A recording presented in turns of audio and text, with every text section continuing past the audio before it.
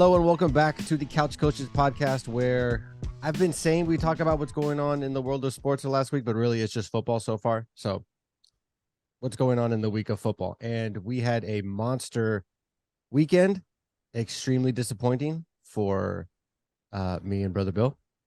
But I don't know. There's upside is there's next year. I don't know. I guess that's the upside we go for. So I want to start with the Kansas City Cincinnati game, and Deacon Hill.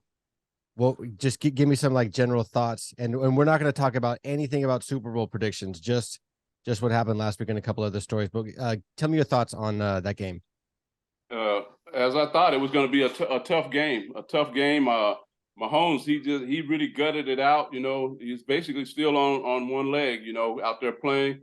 And it was a tough game. You can't take anything away from Cincinnati. I really don't like the way it ended on that that late hit out of bounds, and they put them in field goal range to win the game. But I mean, both teams battled, and I take my hat off to both teams. You know, and Mahomes, I really take my hat off to him, the way he just hangs in there and makes plays when you don't think he can. Yeah, that run at the end to get the first down, when you know his leg is just screaming at him. Oh, yeah. He's a dude. Brother Bill. Yeah. I thought that Cincinnati was poised to win the game, but two things that stood out. One was turnovers. They lost a turnover battle, even though they outrushed Kansas City, which surprised me. I thought that Kansas City, knowing that Mahomes had issues with the ankle, would at least attempt to run the ball more. Whether or not they got more yards, I thought they would have attempted more runs, and they didn't. I mean, Cincinnati outrushed them, both in attempts and yardage. But they ended up, Cincinnati shooting themselves in the foot, like I said, with penalties, and especially that personal foul late hit out of bounds at the end of the game. It's hard to win on the road in championship games. And to see it end like that, it was just, and I'm not even a Bengals fan. It was just a disappointing thing to the team to have worked so hard for that one play to be the narrative of the game, when really that was just part of it. But I think if it goes into overtime, then Cincinnati would have won the game, and we'll never know. Yeah, the thing that jumped out to me is Cincinnati has a really, really good defense, and they're really, really good in the second half.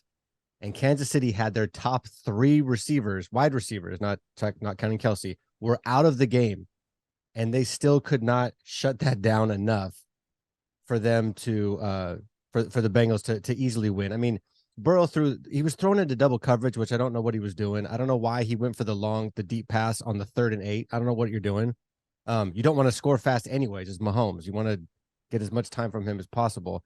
The punt return was terrible. They obviously gave up. I mean, it was like a 20-yard net punt, and then the penalty at the end. They just kind of pooped the bed at the end of the game. But the fact that Kansas City, one, I think Spagnuolo is not getting enough credit for how well his defense is playing. Like, they're playing awesome, and they've beat two very, very good offenses. I mean, and one better than the other. I mean, the Bengals obviously better than the Jags, and I almost jumped into the Super Bowl. No Super Bowl stuff. But I think Spagnuolo is not getting enough credit, and I was really impressed with their defense. And obviously, Mahomes it's just dumb how good he is, and how broken leg, broken foot. I remember in the Super Bowl against us. No, Super Bowl against Tampa Bay. I take that back. His foot's all messed up, and he's got no alignment, and he's basically like vertical to the ground and throws it sideways, and still gets the guy in the corner of the. It's just like, what do you? It's like he's on another. It's like he's a video game. It's like he's on like a whole other level. The way the momentum shifted in that game, it seemed for a while, it just seemed like Kansas City, Mahomes was in a groove, and like they were just doing what they wanted to do. And then he threw that crazy pass where it slipped out of his hand, and I don't know what he was doing on that. And then it just flipped over, and Burrow, he was all total control. That offense was in total control. Then it just went, So like I say, it was a good game, and hated the way it ended on that penalty like that.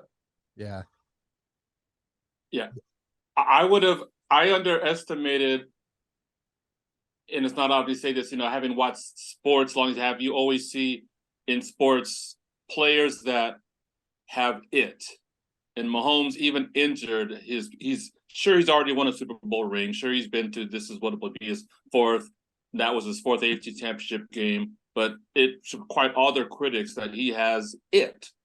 And it's that will to win. I liken it, different sport, understandably, the year that the Chicago Bulls beat the Utah Jazz in 1998, I think it was the finals, and Jordan was sick. Game 5 on the road. It's those type of moments that I think that people remember about an athlete. Mm-hmm. Yeah, and I think it's stuff like that why you see half the kids you see walking around have Mahomes haircuts, and I think it's stuff like that that's why, because he is a 100% stud athlete. I mean, he's just, and he seems like a good guy. He just, I mean, family man. I mean, he's perfect. He's perfect. Even Greg likes him, and he's a Raider fan. I don't really care. I won't go that far. I just give credit where credit is due. Respect. Yeah, Deacon Hill, you guys are celebrating. You got your quarterback is on the Pro Bowl this year. Give me a break. Hey, we're trying to figure out, if he gets hurt, do we have to pay him that contract? You 100% have to pay that you 100%. I think it'd be funny if he just shows up in a generic AFC jersey and not wearing a Raiders helmet at all. That's hilarious that he made the Pro Bowl. I mean, but then what's his name from the Ravens? The back Hundley made the Pro Bowl. What's happening? Does nobody want to play in the Pro Bowl? Yeah. Well, who wants to play flag football? That's true. That's true. I think the skills challenge is gonna be fun. But the flag football is basically what they've been doing anyway, so they might as well just put the flags on them. Yeah. One thing that will be interesting moving forward with the Bengals is they have a very expensive quarterback and a very expensive wide receiver that they're gonna pay this offseason. And Brady has just shown everybody that if you take a pay cut as a quarterback and you don't take a huge percentage of the payroll, that you can keep a strong team around you, especially your offensive line and you know some superstars on the defense. And nobody seems to be doing that. And I'm hoping that Burrow is one of the first guys that recognizes that and goes, I would like to keep this team together. I thought Mahomes was going to do it. It's looking like Mahomes doesn't have to do it. He can get paid 45 million a year. Okay, we lose Tyreek Hill. Okay, we lose couple corners. It's okay, but I mean, if he can do it, he can do it. And Burrow seems like he's a very, very high level quarterback. But man, you lose some of those other guys, and it's just not the same team. For the unfortunate other game, Brother Bill, I'm going to start with you. Thoughts on Niners Eagles? I thought it's easy to say that the game turned once Brock Purdy got injured, but I believe that the 49ers were already going to have an uphill battle when the way the Eagles scored on that first drive. I mean, understood why hearing, Shanahan's assessment on why he didn't challenge that long pass that would have been incomplete. And the Eagles would have punted, but it just seemed like from that point on, it just seemed like the Niners were already going to have an uphill battle because they showed that they wanted to be aggressive trying to throw the ball, but that played into Philly's defense, their strength, which was the pass rush, which I can honestly say I underestimated not having watched them. Deacon Hill said last week, those 70 sacks in the year, that meant something, and I've seen it before with other teams, but I just underestimated how significant that line was going to be and how much they were going to control the trenches. And like I said, once Purdy went out, then the game was over. Even after the Niners got that one touchdown, just because you're just not going to beat a team like that with a fourth string quarterback. It just doesn't happen. You can know. Yeah, I agree. Like you always say, Bill, that the game is won in the trenches at the line of scrimmage, and the Eagles were playing on both sides of the ball. Their offense and defensive line was just pretty much, they're real aggressive. I ain't gonna say they were dominant, but they just play all out and aggressive. And I don't even if you guys kept your quarterback in there, it was gonna be a hard uphill battle for you guys. The Eagles play at a different speed. Just on the line, that their line alone, the offensive defensive line seemed like they just play at a different level. And I've tried to tell you 49ers that you guys really hadn't faced anything like that. But, Bill says you face who you put in front of you. So you finally put something in front of you. So What's Yes, funny, Deacon Greg, you're right. He's right. I actually felt better about our chances if Purdy had stayed healthy watching the rest of the game. I thought the way that we were playing, I thought the way Bosa was playing Jalen Hurts and how he would rush in, but then kind of hold back and not go keeping him kind of in the pocket and making him throw. I thought it was awesome, which just makes it even worse that D'Amico's going to the Texans next year. But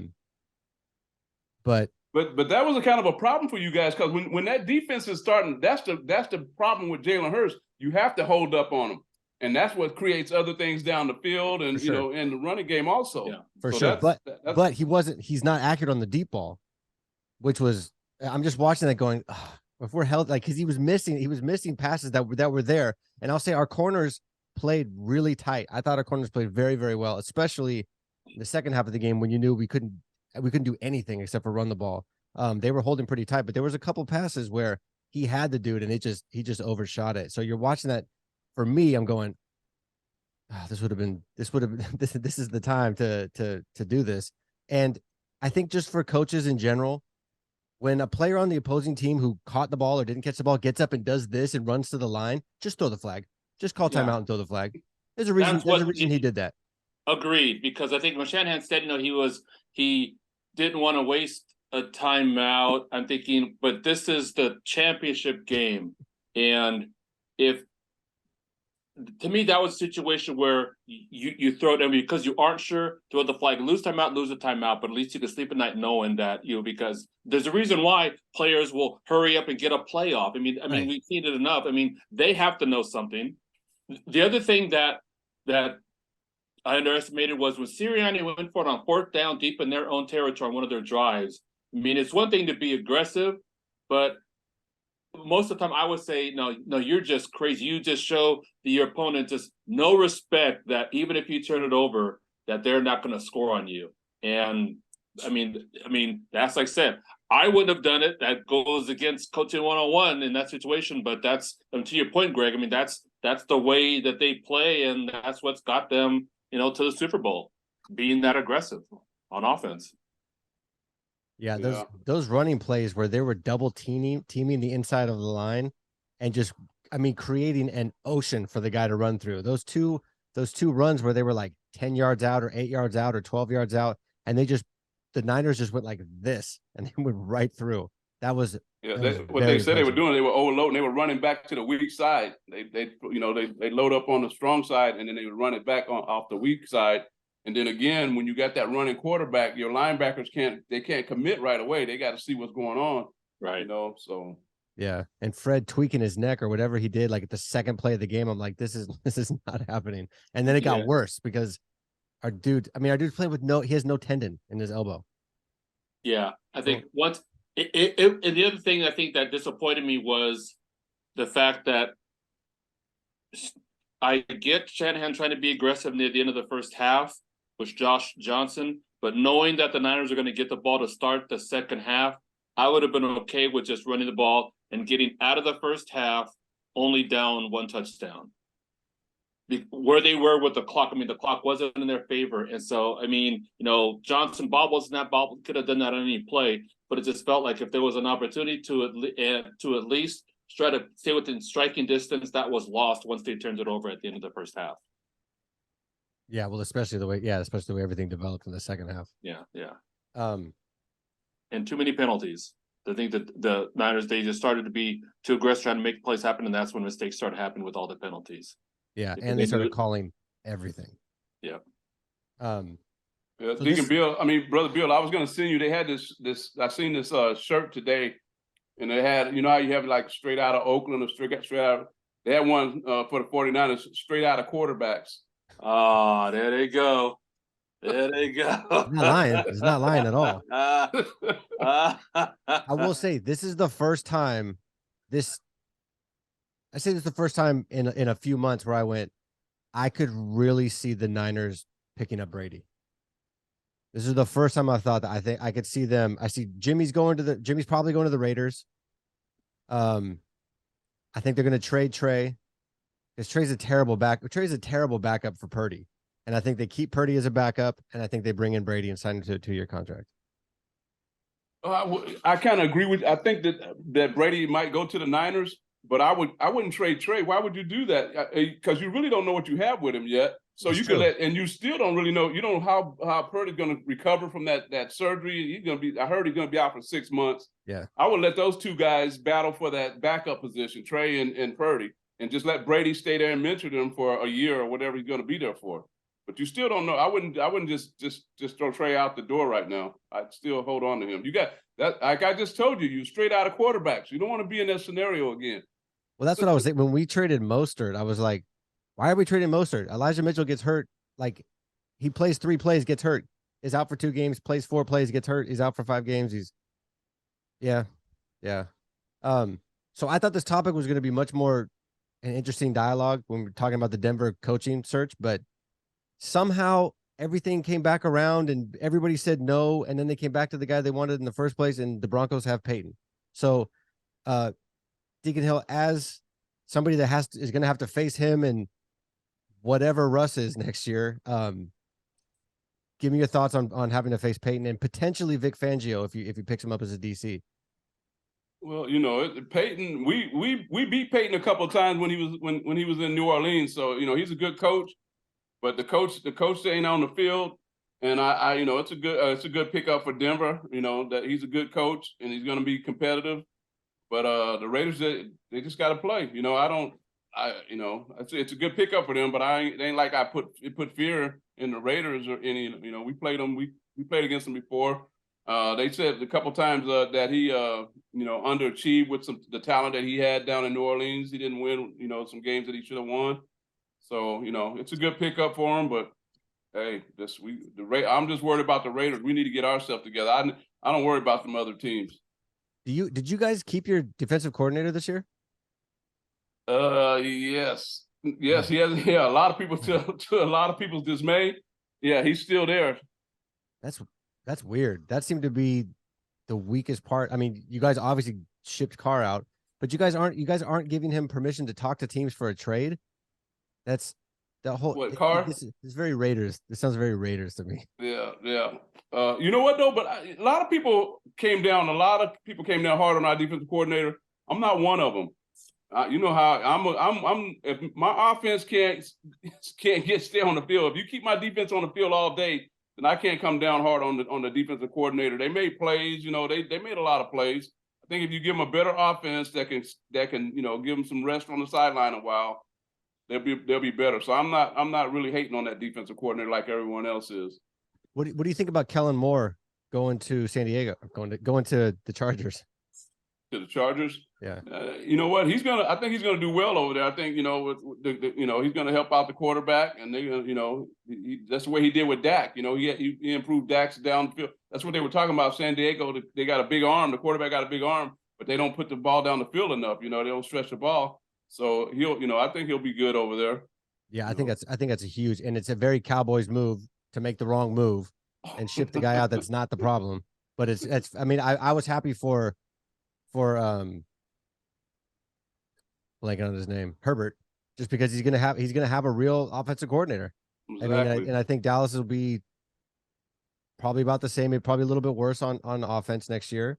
They probably have to lose some players because Dak's contract I think goes up again. It was 45 a year or something, and yeah, Zeke gonna have to do something though. That they're really gonna do something with his contract. So I think they're stuck one more year with Zeke his is contract. done. Zeke is done. He's pretty much done since he signed that contract. He's done. I mean, as a player, I mean, he can't even average 3 yards a rush. Yeah, but he's still getting paid like $18 million a year for I think at least one more season, and they can get rid of him. That's rough. Well, all I can say is for the Deacon Hill, you and the Raider Nation, just start thinking about that #1 draft pick next season because you're going to be at the bottom of the division, and we'll see what happens in the rest of the AFC. I don't believe that. I don't Okay. believe that. All right. Not at all. We're just all talking about Sean Payton going over there. We just need to worry about ourselves. Look, you need to worry about those Niners, okay? I'm not about where you worried. guys go. I'm not. Niners are going to win the division again this year. I'm not worried. Well, you don't play. You play in the high school division. You probably will.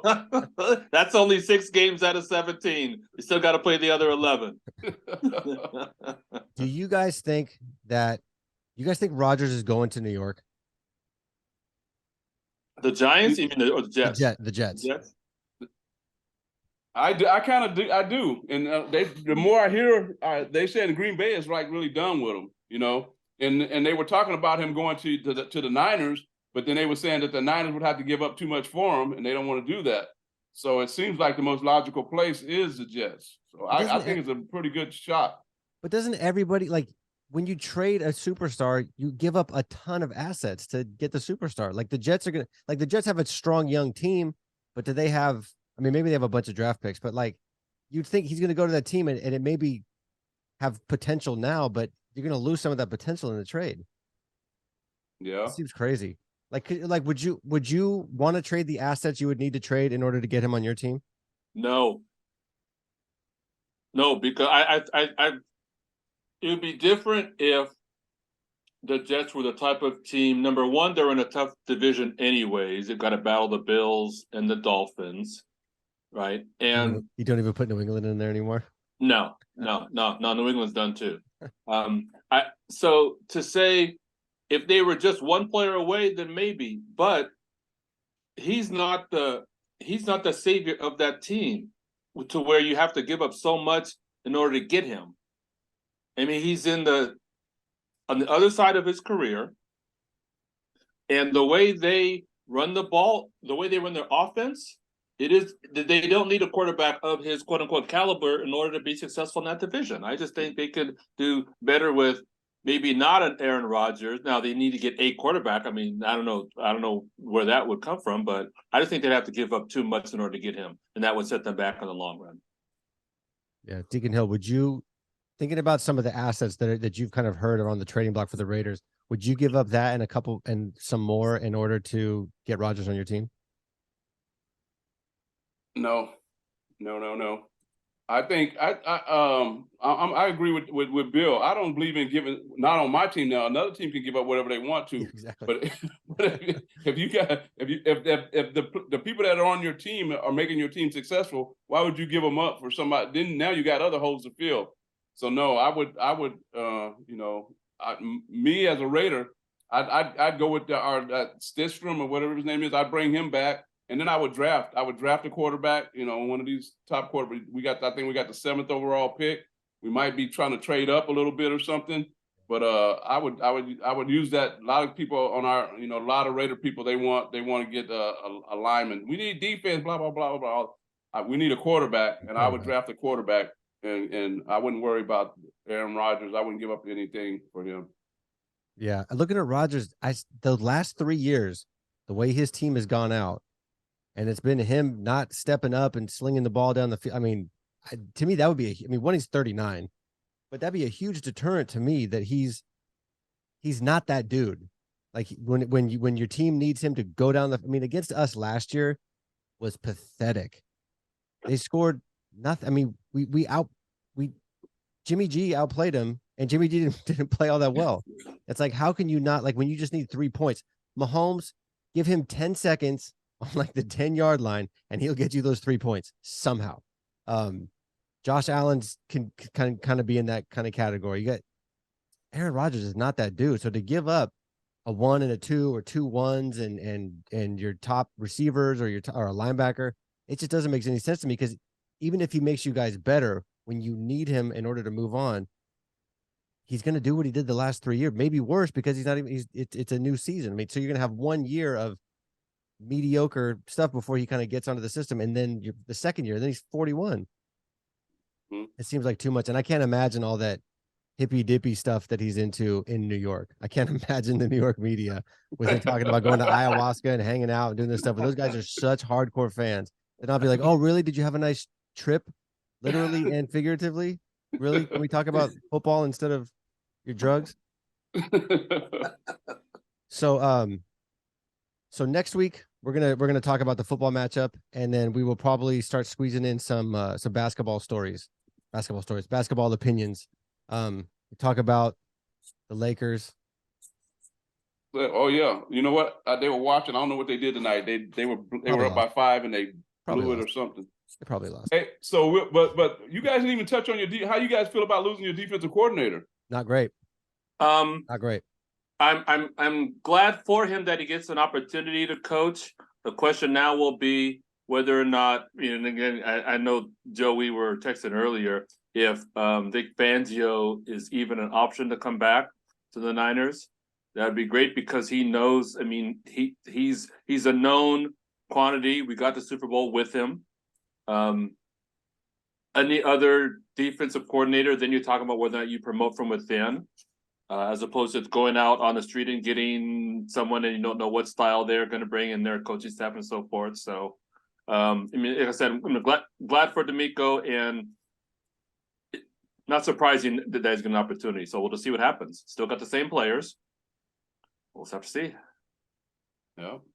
Yeah, and it's looking like we could maybe get a placeholder and then we'll get Saleh back at the end of next season. So. Well, you think the Jets are going to let him go if they don't make the playoffs? Who's their offensive coordinator? Who is it for the Jets? It is the Broncos head coach that got fired after 10 games. 12 games. Oh, wow. Yeah. And I think they're doing that again, just like the Broncos did. I think they're doing that to try to get Rodgers, which is it's crazy. Funny. It's funny. I'm glad I'm not a Jets fan. It's funny. It's good to talk about, but geez, if I was a Jets fan, I'd be losing my mind. So it's the Bills of the Dolphins division to win again this year. Yeah, and Tua getting hurt. And Fangio, supposedly the Fangio is kind of talking a little bit to us, a little bit with the Broncos, and a lot of bit with the Dolphins. If Fangio goes to the Dolphins and Tua's head doesn't fall off, that's going to be a really tough team because McDaniels has that. I'm realizing McDaniels was a pretty big loss just watching the way his offense runs down there. I mean, if he had a different quarterback, they probably would have beat the Bills in the playoffs, which is pretty nuts. I swear the Bills need to go get what's his name? The old OC for the Ravens. They need to get a running game going and get the offensive line because Dorsey's not cutting it up there at all. When your quarterback is your leading rusher, then that's a problem. That's the Ravens' problem too. It's this exact issue. Yeah, it's like it's not gonna it works. It's great, but you're gonna kill them out there. I mean, Cam's like 31 and done, 32 done. Yeah, but okay, all right, you guys. Thank you so much. I will we'll touch base next week and we'll really dive in to the Super Bowl and more Eagles. Maybe we can get the Deacon Eagles on next week.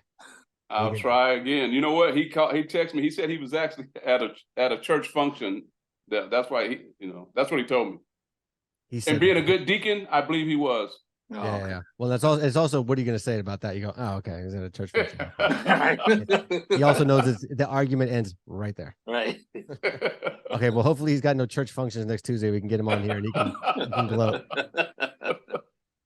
All right, you guys, take care. All right.